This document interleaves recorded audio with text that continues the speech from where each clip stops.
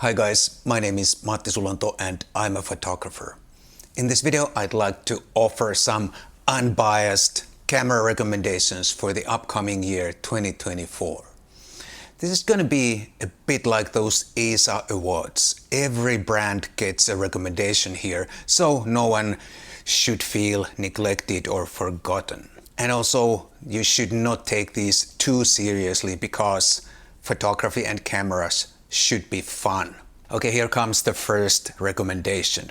If you are one of those photographers who only appreciate high quality first-party lenses, maybe you think that those substandard attempts to build a lens, let's say from Sigma, Tamron and many other third-party manufacturers, are simply not good enough for your photography and for your camera system, then my recommendation definitely is to go for the Canon RF system. And even during those occasional moments of weakness when the temptation sets in and you might make a lens purchase that you would later regret, Canon got you covered because there are no third-party native autofocus lenses available for the Canon RF system. And here is my second camera recommendation. If you think that a real photographer gets it right in camera and post-processing is for wimps and amateurs, then you should definitely go for Fuji. Fuji offers all those gorgeous looking film simulations and you simply cannot get better looking JPEGs from any other camera. And once you have all those gorgeous film simulations and extremely good looking JPEGs, who would want to spend hours and hours staring at a computer screen and fiddling with some complicated RAW settings that in the end don't make your pictures that much better anyway? My third recommendation is for all of you who appreciate the biggest lens selection. You want to make sure that whatever lens you may require or may dream about now or in the future is available or at least will be available soon. Then you should definitely go for Sony. Sony E-mount is widely supported. Every manufacturer supports Sony E-mount and also the Sony first-party lens lineup is huge, second to none.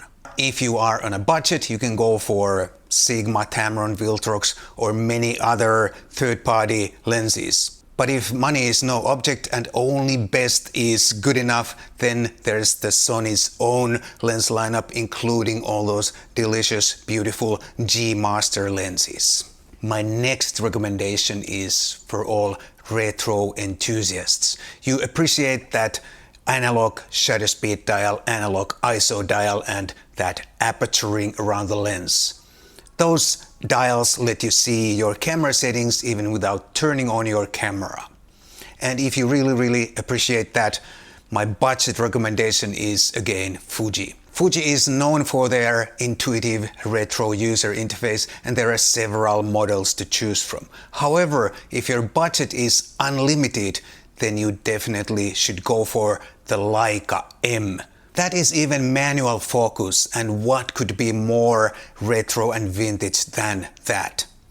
And Leica user interface is even more polished and refined than Fuji's. Leica do not scatter all kinds of unnecessary buttons and dials around their camera bodies, so the Leica M is a true pure digital vintage experience. And the next one is for black and white purists. You think that colors are totally unnecessary for great photography and the essential ingredients are grayscale values, shapes and light and shadow. Nothing more is necessary for good photography. Then the budget camera for you is the Pentax K3 monochrome. That is the most affordable, dedicated black and white grayscale camera available today.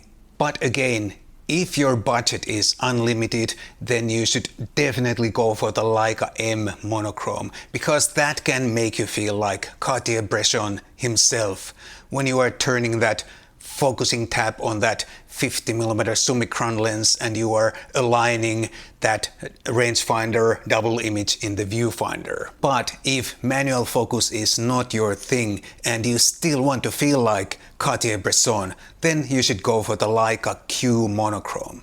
It gives you almost the same experience, but no need to manually align that double image in the viewfinder. The next one is for hardcore street photographers, and the obvious recommendation is, of course, the Ricoh GR3 or 3X. Both of those cameras are so compact that you can have them with you all the time without any extra effort.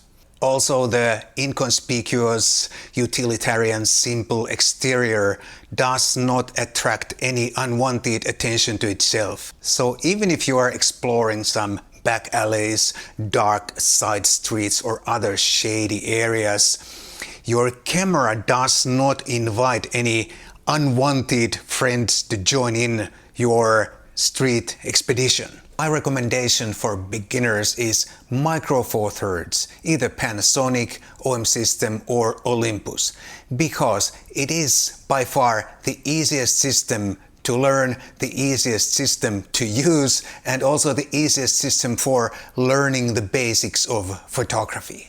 The latest Micro Four Thirds camera bodies have not exactly been super compact or super affordable, but if you're willing to buy some of the older models, you can have a really compact, super compact, complete system for a very, very low budget. For unlimited budget landscape photography, my recommendation is the Hasselblad X2D and some lenses. Fuji medium format is not good enough here because it's so cheap, and Hasselblad gives you plenty of more street credibility also. If you tell someone that you're shooting Fuji, they automatically assume that you have X100 or XT something. But if you tell someone that you have a Hasselblad, even the most ignorant recipient understands right away that you have something special and something that is way above normal cameras. However, if you have extended unlimited budget for landscape photography, then you should definitely consider the Phase 1 XC. That camera has a proper medium format sensor, not the same size, similar extended full frame sensor that Fuji uses and Hasselblad uses in their mirrorless medium format cameras, so-called medium format cameras. And on top of that, the Phase 1 gives you 150 megapixels, when Hasselblad can only offer you 100. At the start of this video, I said this is like those ASA awards. Every manufacturer, every brand gets a recommendation. However, I could not come up with any recommendation for Nikon. And it's not because I don't like Nikon. My very first professional camera back in 1983 was a Nikon. My first digital camera was a Nikon, the D1, and I extensively used the D700 and D800 back in the day for my client work. So I have a soft spot for Nikon. I love Nikon cameras, but I have almost zero experience with the current Z series mirrorless Nikon cameras. I have held the Z8 in my hand, or Z8, whatever, in my hand briefly, but I have never even taken a proper picture on that camera. However, if you can recommend Nikon for a certain type of photographer or for certain photography, please do share it in the comments down below. I do not like to make New Year's resolutions or promises that I can't keep.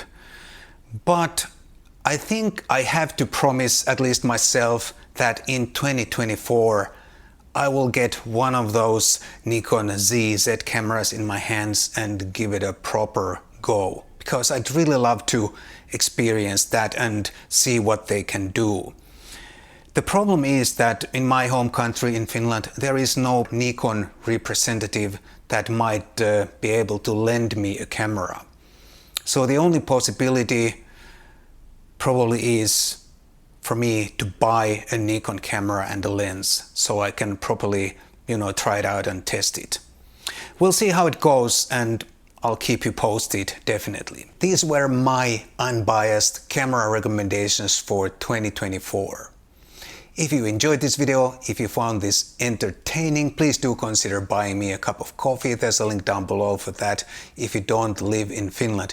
Thank you so much for watching, and I'll definitely see you again in the next one.